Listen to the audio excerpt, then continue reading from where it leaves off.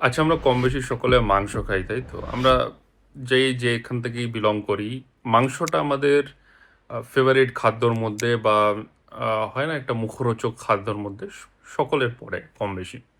তো সেই মাংস নিয়ে অনেকের অনেক মনে প্রশ্ন থাকে। আমি কমেন্টেও দেখেছি মানে অন্য খবরের চ্যানেলে যে আমরা হালাল মাংস কেন খাবো? হালাল মানে কি? এটা কোনো মুসলিমদের কোনো মন্তর পড়ে হালাল করে আমরা সেই মাংস কেন খাবো? নাই খেতে পারেন। দুটো মাংস এরা দুভাবে ক্যাটেগরি করেছে। একটা হচ্ছে হালাল, একটা হচ্ছে ঝাটকা। হালাল মানে আমি আপনাদের বলে দিই, যখন কোনো প্রাণীকে আ মাংসর জন্য কাটা হয়, তখন দেখবেন আড়াইটা প্যাঁচ মেরে মানে যে উইন্ড পাইপটা থাকে এখানে, উইন্ড পাইপটা কিন্তু কাটা হয়।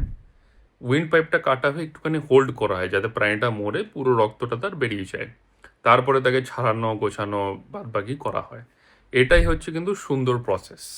আপনি যদি ঝাটকার ব্যাপারটা কি আপনি হট করে কাউকে হত্যা করলেন, সে রক্তটা বেরোলো না, রক্তটা ভেতরেই থেকে গেল। তারপরে আপনি কাটাকুটি করে সেটা দিয়ে গেলেন। এইসব মাংস খেলে সায়েন্সও বলছে, ডাক্তাররাও বলছে কিন্তু যদি আপনি ঝাটকা মাংস খান, সায়েন্স বলছে যে আপনার হার্টের মধ্যে ক্লট হতে পারে, আপনার রক্ত চলাচলের সমস্যা হতে পারে। কারণ সে রক্তটা অপবিত্র রক্ত, সেটা তো বেরোলো না। আর হালাল মাংসর পদ্ধতিটা সেটাই হচ্ছে যে মাংসটার রক্তটা যখন পরিষ্কারভাবে আপনি বার করছেন, তারপরে প্রাণীটিকে আপনি তৈরি করছেন মাংসর জন্য।